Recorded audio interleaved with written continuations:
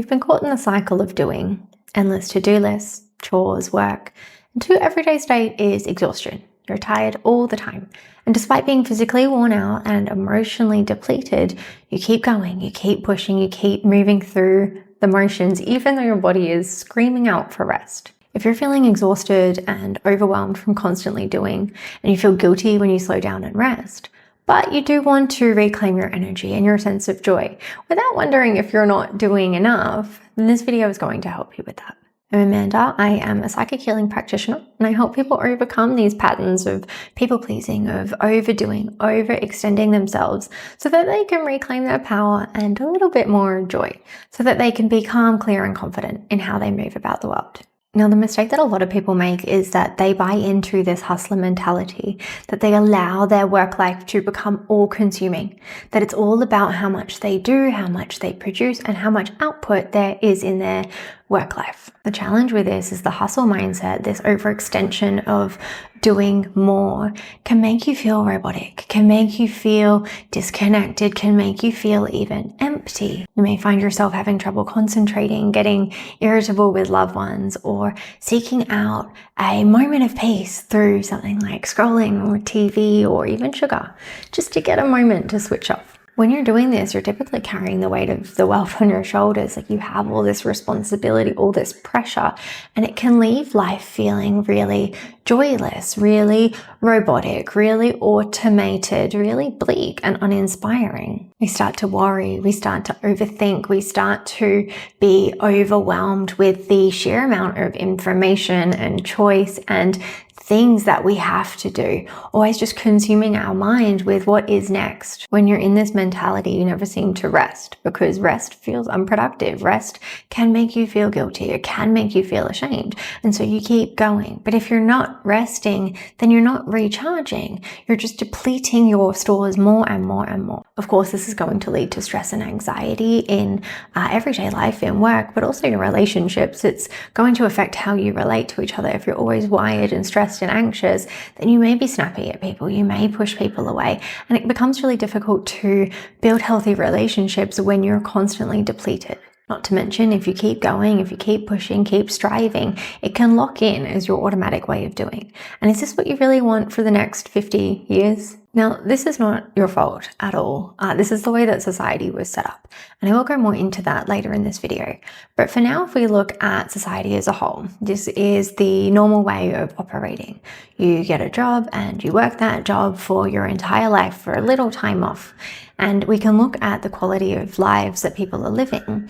Most people are in a state of flight or fight. They're in a survival state. They're disconnected from what they really want and need. They're just going through the motions.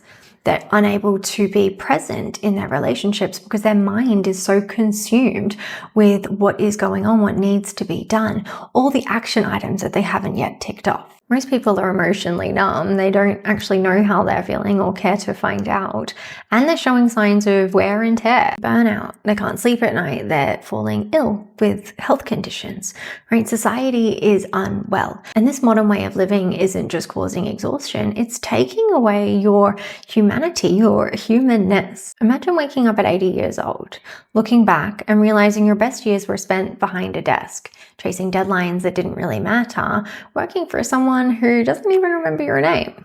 Would you still call that a life well lived? The very things that make life living aren't found in a workplace. It's the sunshine in the mornings, spending time in nature, laughing until your belly hurts, connecting with loved ones, like true deep connection, understanding people. These are not found in a workplace. These are found outside of that. Now, you are a human being, not a human doing. You are more than your to-do list. And the way out of this pattern of being exhausted and overwhelmed is about first devaluing your work, starting to value you as a person rather than what you produce. The opposite of hustle culture is about following your joy, prioritizing your joy. That includes slowing down so that you can rest and recharge. Because slowing down is the only thing that is going to give you breathing room to process all of the thoughts and information that are swirling in your head, to free up some of your creative energy and your life force energy, your vitality, That comes when you slow down. Slowing down interrupts the constant output loop that's draining you, the mental, physical, emotional exhaustion of constantly doing, and it allows your system to rest and reset rather than just pushing harder.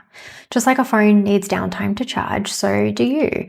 If you don't consciously make time for the downcharge, if you still run on fumes and you never unplug to reset, then sooner or later your battery is going to die and you're going to switch off without your choice, but rather intervention. This is where burnout comes in. We're forced to come to a stop. And the mistake a lot of people make is that they actively try and prioritize more self-care activities when they're teetering on the edge of burnout. They do more things that are meant to make them feel good. They start to exercise and have bubble baths and journal. But what is driving this matters. If you're driving it as another thing to do and add on your to-do list, something to tick off, some sort of chore, then you're running the same pattern. It's just different things that you are prioritizing. The real art in self-care is learning how to have intentional downtime with presence, to slow down intentionally and do less, not do more, not stack your to-do list with things that are supposed to make you feel good. Your power doesn't come from hustling harder. You don't become more valuable because you do more. The true power comes when you slow down, when you give your nervous system a bit of breathing room to process the excess thoughts that are on your mind so that you can actually start to hear your own inner voice come through. The benefits of prioritizing this slow, silent time in your day-to-day is that your nervous system gets a chance to reset. So you can switch out of that fight or flight loop and actually calm the body down. It sounds counterintuitive, but you need to rest first to then start to accept rest as a productive thing to do. When you choose to slow down, you get more mental clarity. The excess thoughts and the noise that is running through your brain gets to dissipate, and you get to have some quiet time, some peace of mind where there's not constantly thoughts rattling through. You start to restore your energy. Instead of all the energy that's been used on stress and busyness, you start to call that back to yourself and you actually start to feel more recharged. Silence also allows for space for emotional resolution. It allows you to become aware of what's lying dormant in your body so that you can let it go intentionally rather than allowing it to sleep out through snapping at loved ones or being irritable or feeling burnt out. And the more that you do this work, the more that you slow down, the more that you reconnect with yourself. You start to hear your inner voice, your truth, beyond the noise of other people's expectations and what they expect you to do or who they expect you to be. Now, I said earlier that the system was designed for you to feel this way. What do I mean about that? Well, in 1990, when the General Education Board was established in America, the system was created to produce a nation of workers, not independent free thinkers. This was to set up for the industrial age, the factory work and production. So we created a schooling system that encouraged people to do what they were told and to sit exams and to practice their memory, not to encourage freedom of thought or free will, but to put them into a mentality of this is what is normal. You go to school between these hours, and when you graduate school, then you go to work between those hours. And that is the way that it's supposed to be. Now, I know that if you've been trained this way, it can be hard to step out of it, but you can do this pretty easily with one simple shift. And this comes down to the difference between mechanical and conscious will. What you are doing mechanically, what you're doing automatically on autopilot, the things that are just habitual versus consciously choosing what you want to do. There is a difference. And most people run on this mechanical will without ever stopping to question it. They just do what they have been told and taught and continue. But the other side of that is your conscious will, is that you have the power to choose how you spend your time and energy and how you act and move about the world. And living mainly from mechanical will is going to start feeling really robotic and really bleak and really uninspiring. When on the other hand, using more conscious will is going to help you choose and live in alignment with you so that you can be happier and healthier and do things that light you up, aka prioritize your joy, to choose in every moment. Now, I share some tools on this in my private self-healing community on how to do this, but it's very simple in taking a mechanical task that you do all the time, like brushing your teeth or driving to work, and doing it differently, because this switches your brain over from being on autopilot to now consciously thinking about how you're going to do this thing, because it's new and unfamiliar, and so you're present in the moment trying to figure it out. That is the best way to start to retrain your brain to become more present in the now and to become more in control of your choices rather than just running on programming that is telling you how to operate. So while the schooling system was set up for the industrial age, we're not actually in the industrial age anymore. We're now in the information age, where there is access to more information, where it's about digital creations. And this is where AI comes in. I do want to touch on that for a little bit. Technology, including AI, is revolutionizing the industrial age. It is taking over jobs, the automated jobs, because they feel robotic, because a robot could do them. And so AI is taking this over, which frees up more space for you to be creative. So instead of going into fear around, I may lose my job, there's a choice point here in how can I free up more creative energy so I can use my will to produce in the information age, to produce in the digital age, and to use that to my advantage rather than getting stuck in the system of working, because AI is going to take over that. And tech can be helpful, but when we hand over too much, like our critical thinking or our intuition and decision making, we outsource our power. The way that tech is designed to be used is as a tool where you can outsource your admin, but you can't outsource your purpose. That is unique to you. And what you're meant to be doing in the world is unique to you. The things that make you human are your ability to feel and create, to be present in the life that you're creating, and to make intuitive decisions, to be in tune with what is going on around you. You can't outsource that, and if you try to, you will eventually lose yourself in the process. Now, people use the digital age and the technology that is available to us in one of two ways. The first is that they consume. They mindlessly consume videos and information from other people. They outsource their critical thinking. They ask AI the hard questions that they don't really want to sit and figure out. They ask for help in making decisions without considering how they feel or what they want. The challenge here is if you're relying on technology to do this for you, you lose the ability to do it yourself. A universal law is the law of use. You either use it or you lose it.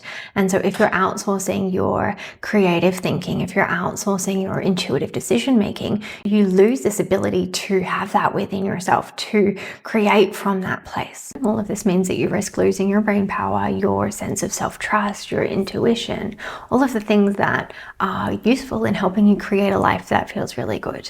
The second way to use the digital age is in a form of creation, to still maintain an alignment with your inner self and your intuition and what you feel is going to be good for you, but then using technology as a sacred tool to help you with that.